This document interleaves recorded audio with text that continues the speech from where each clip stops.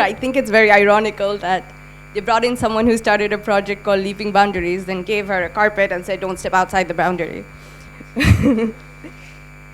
So, my name is Shagufe, and I'm going to be talking about something that's relatable for most of us, I think. But before that, has anybody here watched the movie The Rise of the Guardians? Wonderful. I was I was actually fearing much less, many less hands. But okay, so do you guys remember the character Jack Frost? Right? That guy? So he was this character whose greatest suffering in life was that nobody believed in him because nobody could see him. Haven't we all felt like that at some point in our lives? That we were invisible?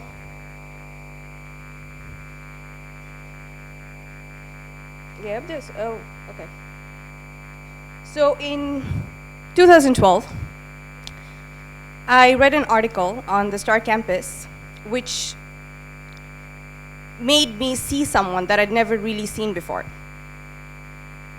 I'll quote from it. Murshid is an expert at navigating a trawler boat through channels of ponds in the Gher fishery. He can stand and balance himself perfectly on the otherwise dangerously swaying boat. He fights with his cousin to grab the fishing net to catch fish, standing on low foothills.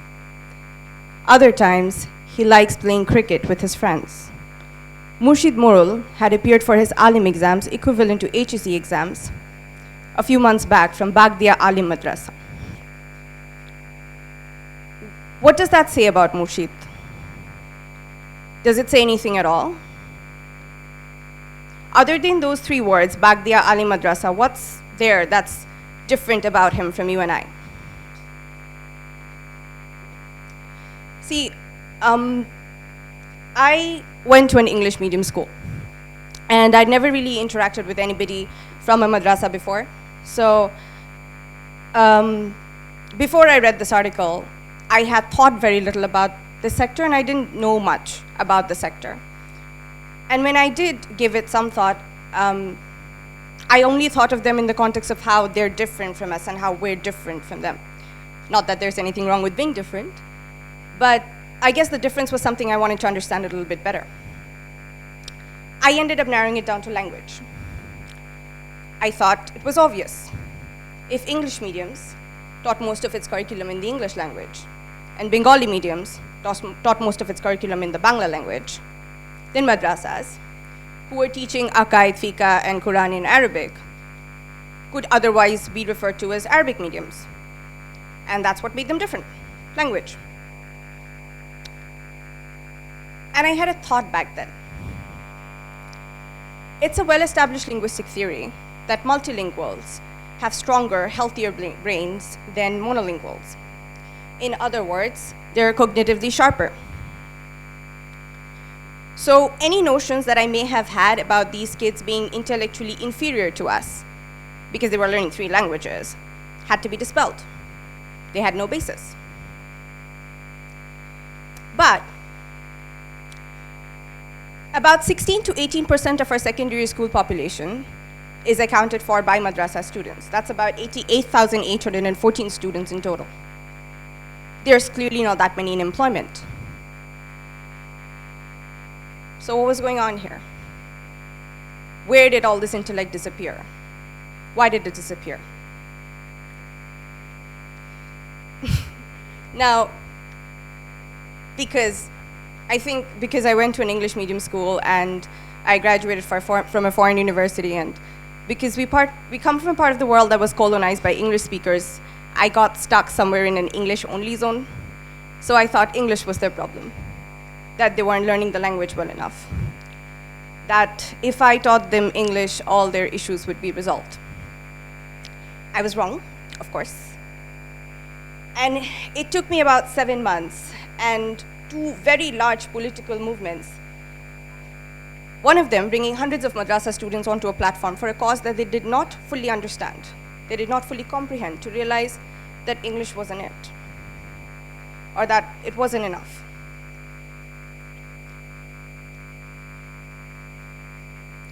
I was born in Iran, and I grew up there up until I was about 6 years old. And as a child, I used to speak fluent Farsi. The first thing I did when I came here, when I moved to Bangladesh, was I forgot Farsi, deliberately. That was my way of owning my Bengali identity. I thought if I kept that part of my Irani identity alive, then I would be unable to fully embrace being Bangladeshi. So I chose to forego that part of my identity. Now, in a lot of ways, these students who are growing up in this system of education are faced with a crisis that's quite similar to 6-year-old Shagufes. They're studying in a system that's largely based on religious values, that's seen to be in conflict, sometimes with mainstream society's values. So they're growing up with an identity crisis. Particularly, now this crisis goes back to the days of our liberation war in 1971, or even before, actually, when the language movement first happened in 1952. But particularly for students in Alia Madrasahs, this crisis is very real. Because they have a religious bearing on their education, we think of them as different from us. And then, because they have a secular bearing on their education, in the sense that they're learning English language and math and science, they're seen often as improper madrasas by those who are religiously oriented.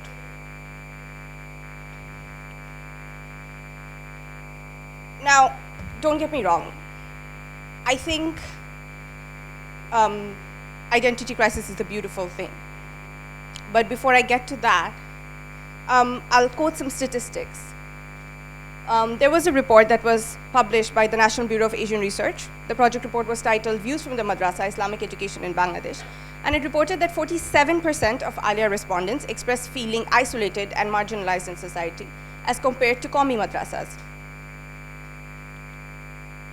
And the reason I said identity crisis is a beautiful thing is because I think identities need to be fluid, that they're meant to be fluid.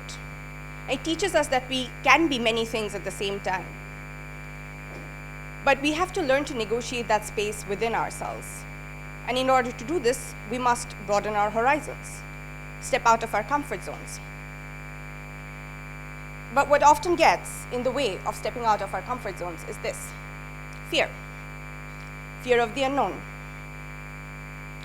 It's no secret that there's a certain sense of fear associated with this stream of education, or those who study in this stream of education. We think that they teach hate and intolerance within these institutions. But the truth is, we don't know what's being taught in these institutions, and they don't know what to expect from us. Because what we don't see, we don't understand. And what we don't understand, we fear. So when my project first shut down 7 months into operation, it was because I had been unable to conquer that fear.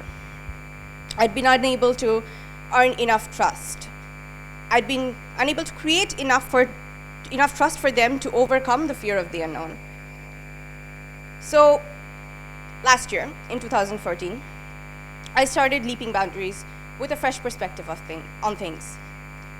I realized that the kind of identity crisis that was faced by these students could only be solved by giving them visibility in order to create an alternative to this fear-driven narrative.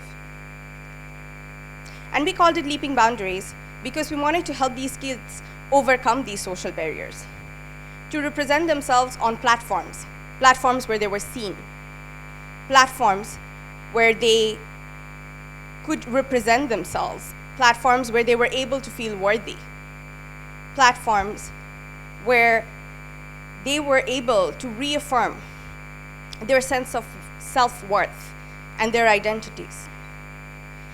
And we do this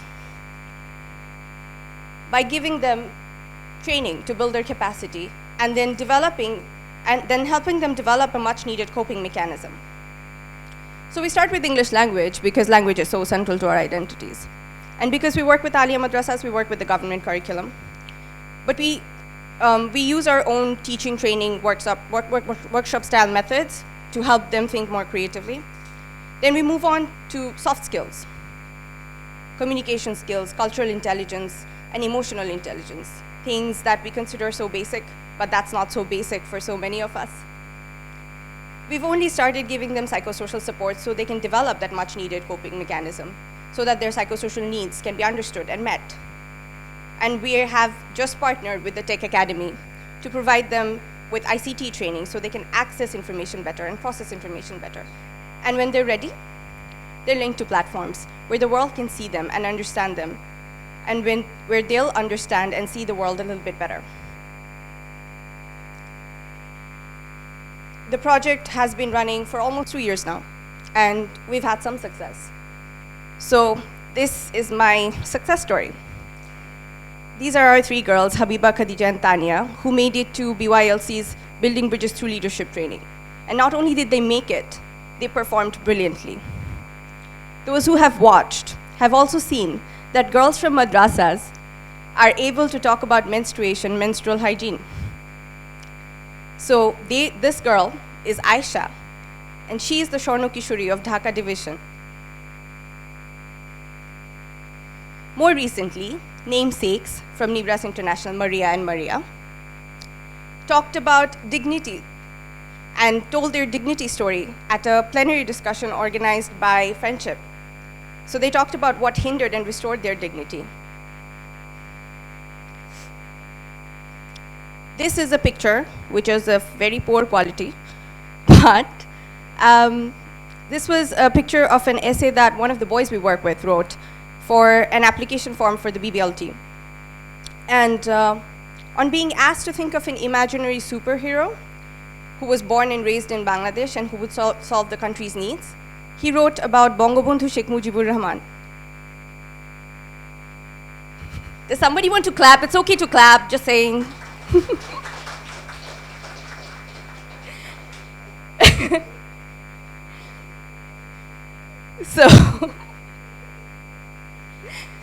So this is a comment that we got on our Facebook page, and for some reason this is it's not showing. But in his first comment, the commenter expresses disbelief that this essay could be from a madrasa student. And once we explained what this was about, in his second, he says, I have seen other relevant photos and discovered myself astonished that I didn't have any idea that students from madrasa could think in such an imaginable way. I really admit that this has changed my perception. Nice work. Thank you. So I have a little bit left to say.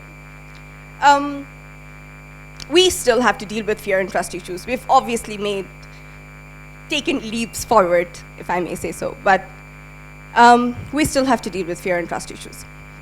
And I have to work every day, take baby steps every day to make the world believe in them and make them believe in me. But I have to tell people that one day these kids may grow up to be adults with completely different value systems from you and I. But right now they're just kids. And that's all they are. And that's what this is about. This is about making that transition from fear to love. Because that's all a miracle is, really. And in order to do that, we have to make the unseen seen, the unknown known. So instead of fearing each other, we can learn to love each other.